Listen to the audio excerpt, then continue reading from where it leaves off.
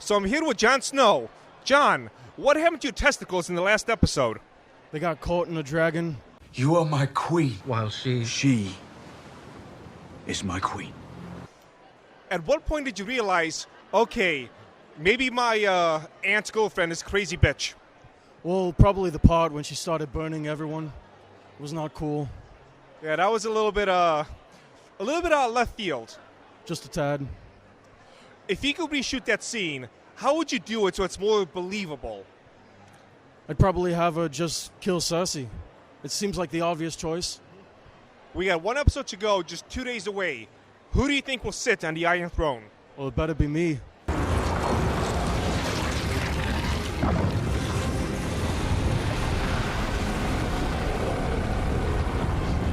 You know, you've left me very sexually confused as a child.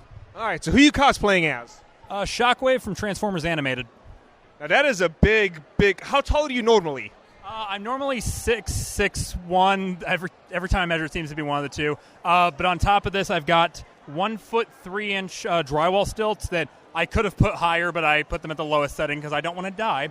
And then the helmet sits a little bit above my head, plus the antlers. So we're somewhere between about 8.5 to 9 foot tall in this costume. Oh, wow, that's tall. So, well, first question, how long did it take to make this? It was about 2 months, 2.5 months, somewhere around there, to do this and Blur from Transformers Animated, which is what my wife will be cosplaying when she gets here in about an hour. But admittedly, she did quite a decent amount because we started on it together. My work started ramping up my hours, so I started picking up. But then, honestly, most of this got done last night. We just went on a full rush from 3 p.m. to 3 a.m. Actually, no, she started at 6 p.m. and we didn't stop till 3 a.m. So the following day. How much did it cost? Not a whole lot, actually, because most of the stuff we got was the EVA foam mats we got from Harbor Freight, which was not very much, it's something like $5 for 4 sheets. The only other thing in here is there's PVC in the arms and legs and drywall stilts, which I already had, which those are PVC'd into the legs so that I can walk somewhat. If you can go back in time to when you began this, what would you do differently? For all the cosplayers out there who are just starting out making something giant like this. Much as I love the costume, I probably would have been a little bit less ambitious trying to do the stilts on this one. The only reason I did it was because I wanted it to be as close to scale with the fact that my wife was going to be a character from the same series who's supposed to be much smaller, so I figured I would ramp it up a bit. I probably would have stopped experimenting early. I was like, let me see how this works. I should have made a decision a lot earlier because then we wouldn't have had to do such a rush last night.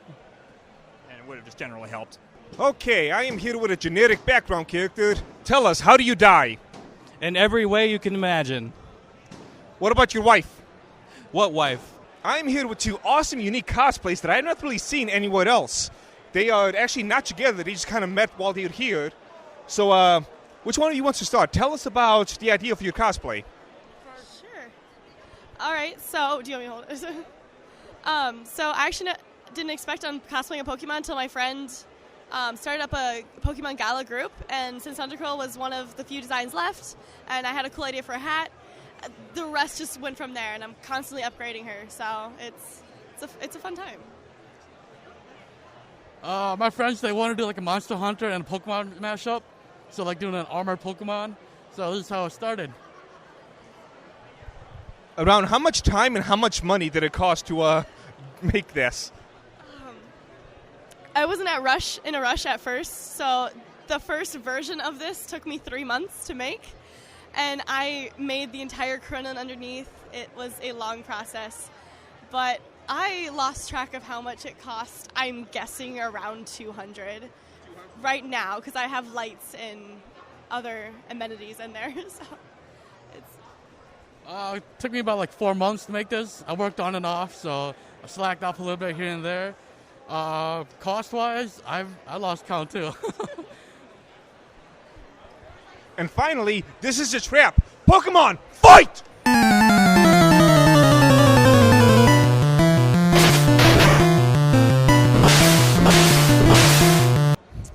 What is your favorite show for you to be in? all the shonen ones. You get to see a lot of exciting shit happen there. But that's how you're most likely to die. Yeah, but it's exciting. Do you have any other purpose besides dying? No, that's all I'm here for.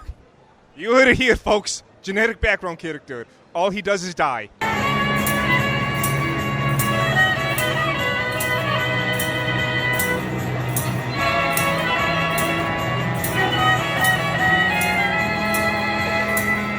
Okay, I'm here with another fun cosplay. So what's your name? So, what was the inspiration for doing this? What the hell's going on? Would you say it cost a decent amount, or? Right. Why are you doing this? So I am here with Mr. Goblin Slayer, and that is one of the fanciest costumes I've seen all con. Notice the smoke, my favorite part of this. So, what's the deal with that? How did you make this? Well, it's been a rush. All my cosplays I do in 1 week or less, except this took only 2. So it's the first one to go a little bit over, but essentially I own a 3D printer manufacturing company, Creative 3D Technologies. We make large format 3D printers, so all this is 3D printed in less than 1 week. And then the electronics components were added in by myself. Feel free to plug. This is amazing. Where can people find you? They can look up the company, as I said, Creative 3D Technologies, or my Instagram. So since it's 3D printed, around how much would you say the whole thing cost? The whole costume cost me in a range of $200, likely a little bit less. Most filament we got on bulk as a deal a while back, and the paints and things of the sort didn't cost too much more. So, Thank you very much. One of the best cosplays I've seen so far. Goblin Slayer.